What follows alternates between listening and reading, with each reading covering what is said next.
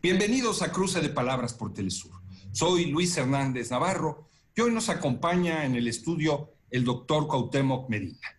Cuauhtémoc es doctor en Teoría e Historia del Arte por la Universidad de Essex en Gran Bretaña, es investigador del Instituto de Investigaciones Estéticas de la Universidad Nacional Autónoma de México, curador y una figura de referencia en el mundo de la crítica del arte, y nos acompaña precisamente para conversar sobre un personaje fundamental del arte mexicano, Manuel Felgueres. Cuauhtémoc, muchas gracias por estar con nosotros en este Cruce de Palabras. Al contrario, es un gran gusto y, por supuesto, además, una oportunidad importante, porque la pérdida de Felgueres es ciertamente un vacío que, por lo menos, necesitamos dejar constatado.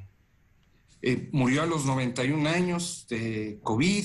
Se estaba preparando, hasta donde entiendo, ya nos explicarás tú, para una gran exposición que realizaba cada 10 años, en esta ocasión para una exposición en Estados Unidos para celebrar sus 100 años. Eso era lo que dijo, y el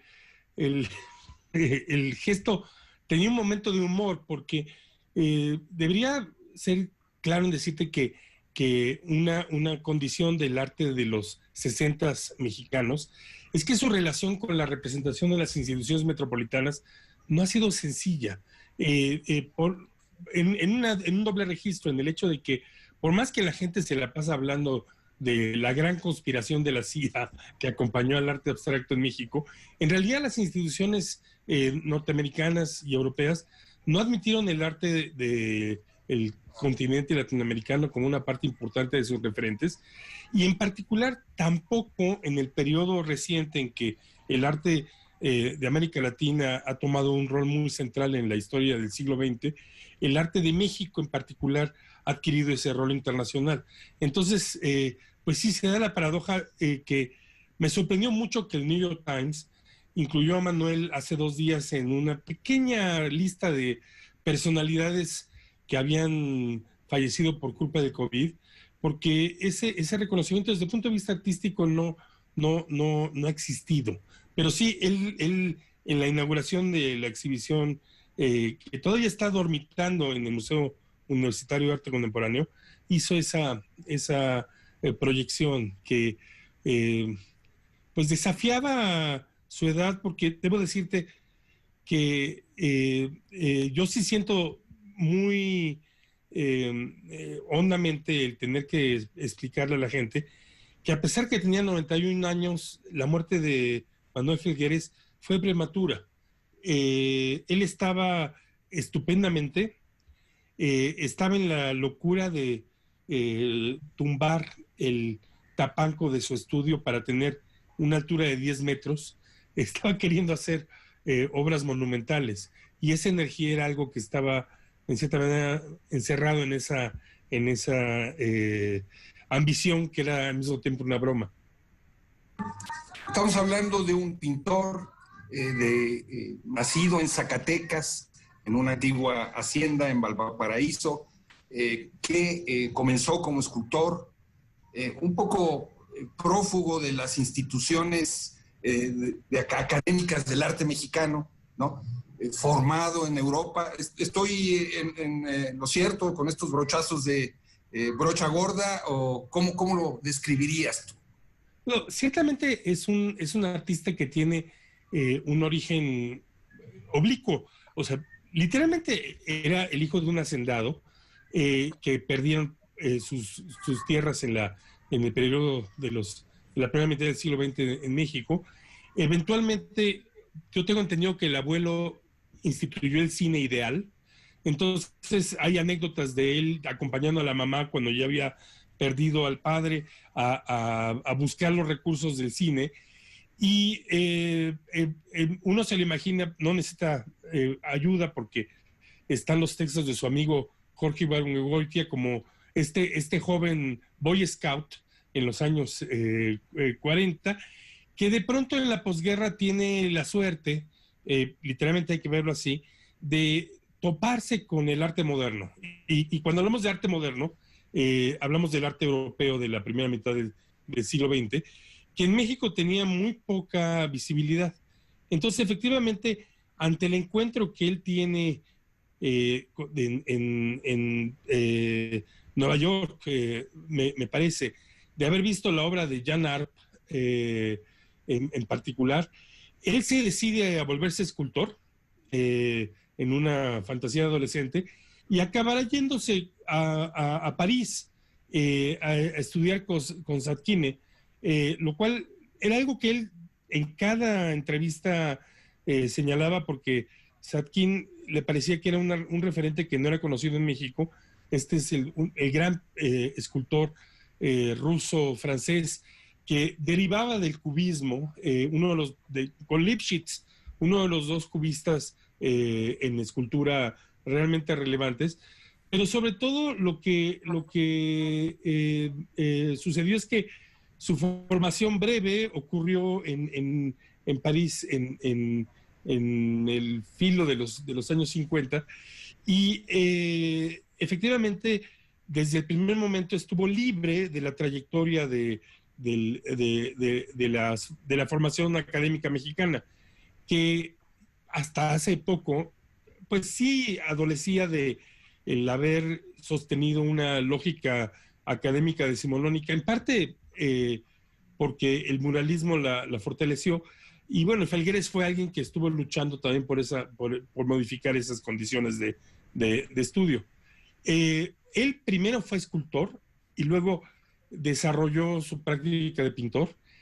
También anecdóticamente él hablaba de que en sus primeras exposiciones se dio cuenta que la escultura no tenía posibilidades de encontrar recepción pública en México, y entonces que la pintura era era el lugar donde se expresaba el conflicto del arte, y eso eventualmente lo llevó tanto a desarrollar de manera muy, muy estricta un programa de pintura que rechazaba la figuración, rechazaba el proyecto nacionalista, y que rápidamente le permitió integrarse a un conjunto que determinó la rebelión artística de los años 50 y 60.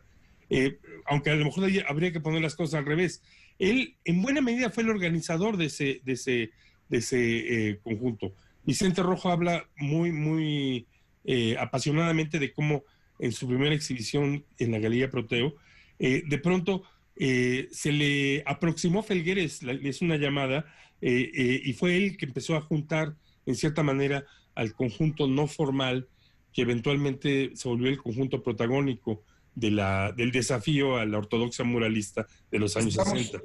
Estamos hablando, Cuauhtémoc, que el arte pictórico mexicano está dominado por los grandes muralistas, por una pintura de carácter nacionalista, impulsada desde el Estado, con un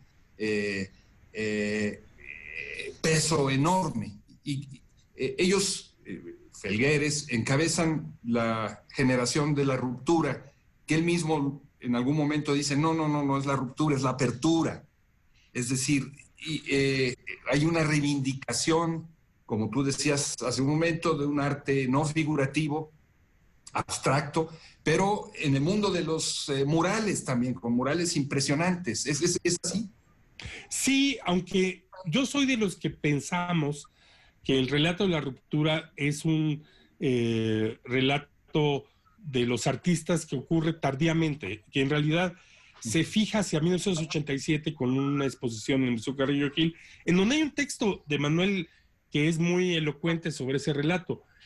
Ciertamente, uno podría decir que sí, quizá el artista que tenía clara esa contraposición en la generación que emergió en los años 50 y fue activa en los 60 fue Manuel Felgueres.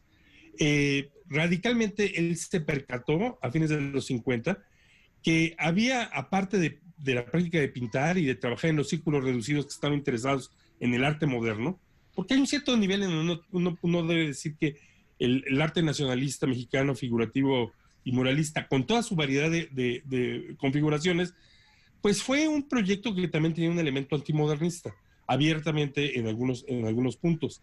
Pero bueno, Felgueres se dio cuenta que había un rol retórico propagandista y que ejercían los muralistas, y de manera muy autoconsciente se propuso batallar al arte mural en sus propios términos. Efectivamente, la cadena de la casi decena de murales financiados por una mezcla de su ausencia de interés material y la comisión en obras contemporáneas de arquitectos y empresarios, fue en un momento determinado la parte más visible del intento de arrebatar el espacio de visibilidad pública al muralismo decadente, pero también de experimentar lo que yo llamaría la decoración de un nuevo tipo de vida urbana social. O sea, uno tiene que ver que, por ejemplo, los murales más importantes, el gran mural de hierro de 1961 en el Cine Diana y el enormísimo Canto al Océano de 1963, que estaba en el Deportivo Bahía, que se localizaba en el Peñón de los Baños, detrás del aeropuerto, uno de los balnearios más importantes del periodo moderno, pues constituían espacios que no eran los espacios del gobierno, no eran los espacios retóricos de la producción, pues en cierta manera demagógica de la idea de pueblo, sino que eran los espacios de una forma de vida, que era la vida urbana naciente, donde el placer de lo inmediato del consumo y de el cuerpo se estaban, en cierta manera, construyendo como un modo de vida social, ¿no? Pero bueno, ciertamente ese proyecto empezó a darle forma junto con los choques con la política de exhibición oficial, con la manera en que, particularmente en los años fines de los 50 hasta fines. Cuauhtémoc, toda esta corriente del arte de la ruptura buscó presentar su obra artística por afuera de los canales institucionales del Estado. ¿Es así? No, porque precisamente en los años 60 hubo intentos de la oficialidad por incluirla, y eso produjo una variedad de choques, también en relación a los concursos y las exhibiciones oficiales. Muy bien, muchas gracias. Vamos a una pequeña pausa. No se separen de su monitor. Volvemos en muy breves instantes.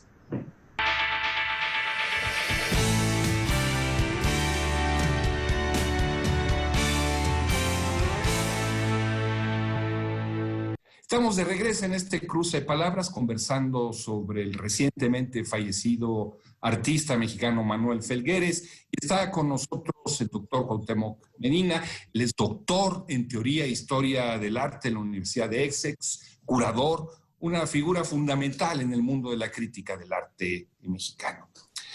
Cuauhtémoc, en esta generación que de alguna manera encabeza o articula o expresa Manuel Felgueres, hay una relación con otras artes, por ejemplo, con la literatura o con el cine, y hay una especie de diálogo o retroalimentación con esos artistas. Su gran amigo Vicente Rojo pues entra al mundo del diseño de los libros, etcétera, etcétera. ¿Esto también funciona así con Manuel Felgueres? Sí, y es una cuestión paradójica porque, mira, es intensísima la colaboración de Felgueres con Alejandro Jodorowsky.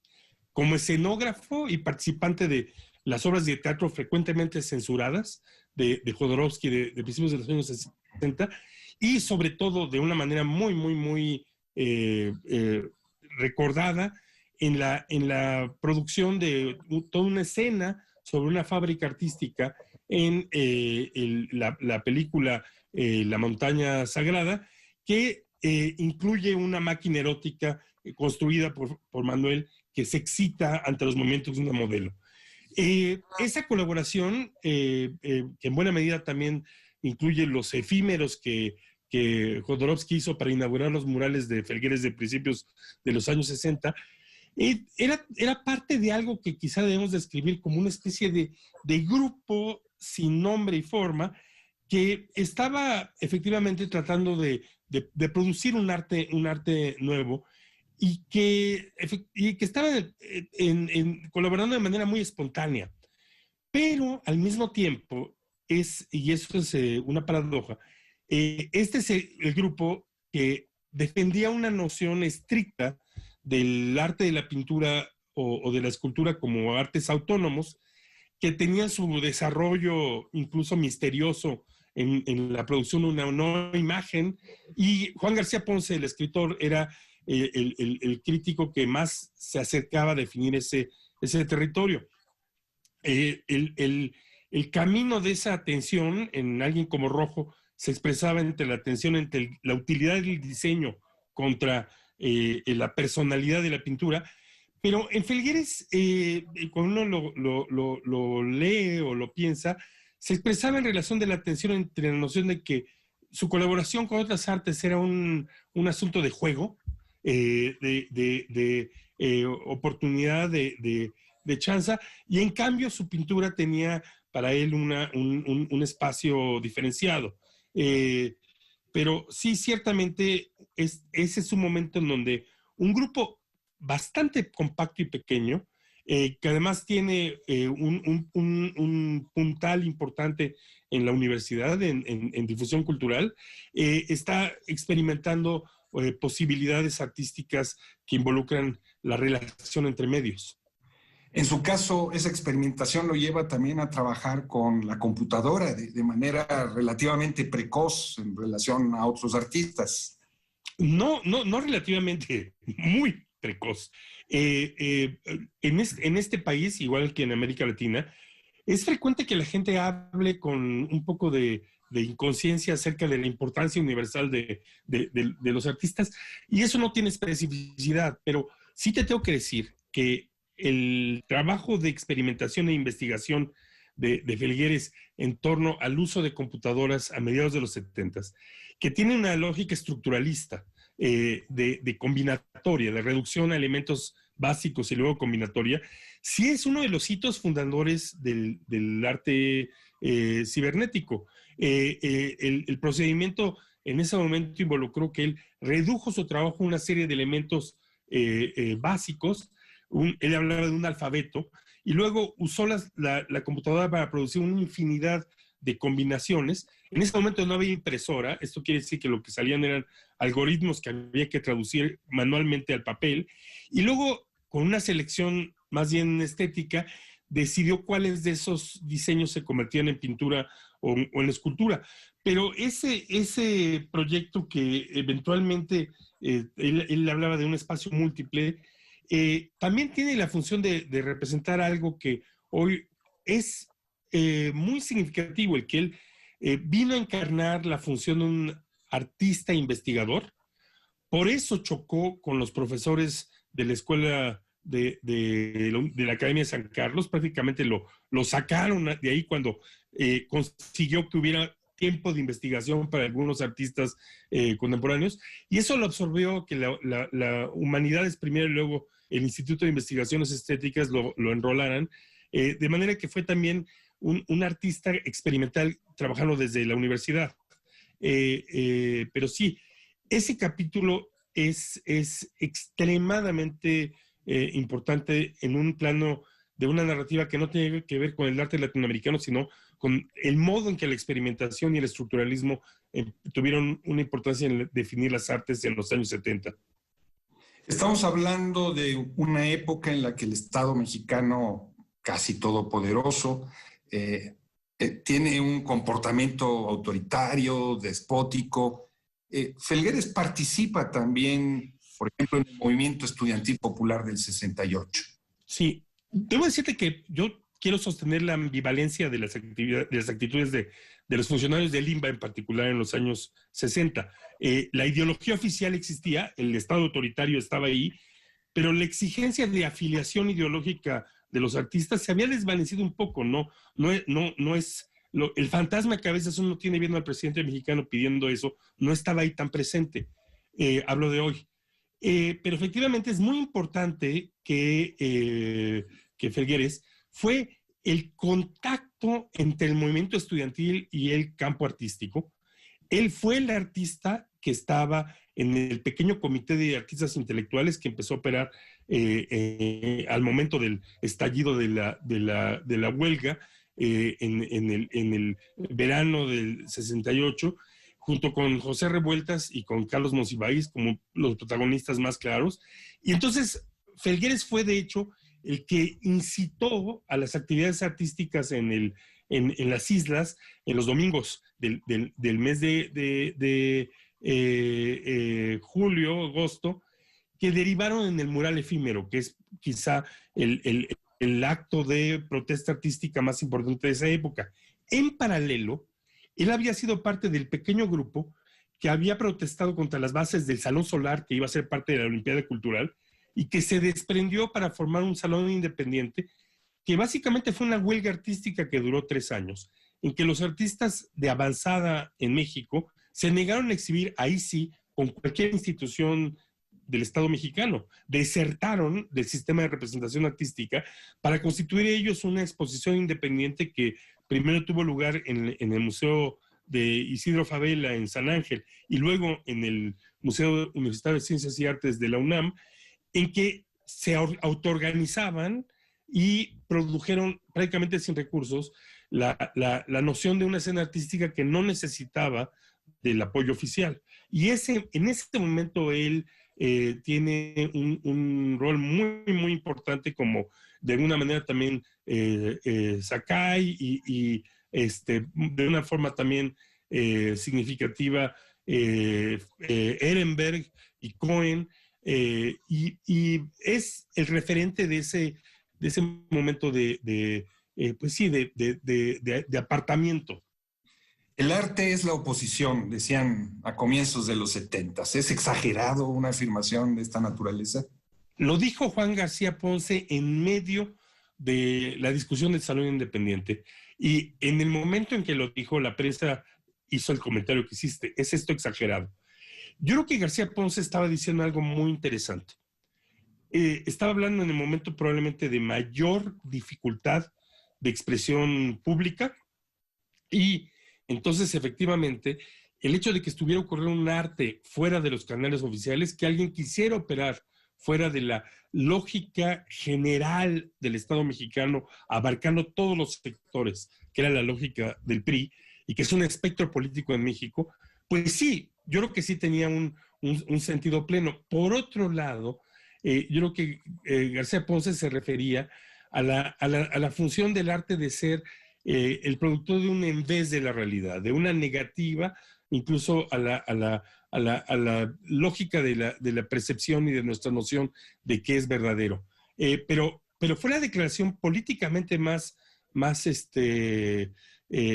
asombrosa que ese momento produjo, y desgraciadamente no hemos podido localizar todavía el texto de García Ponce, que lo tuvo. Yo lo cito desde la prensa, pero yo sí creo que es una declaración que habla por lo menos del espíritu en que de pronto algo había sobrevivido a la represión y el Salón Independiente. O sea, lo que quizá está encerrado en esa frase está el hecho de que, a pesar de la violencia estatal, que había sido extraordinaria, el Salón Independiente había sobrevivido como una especie de germen de una posibilidad diferente.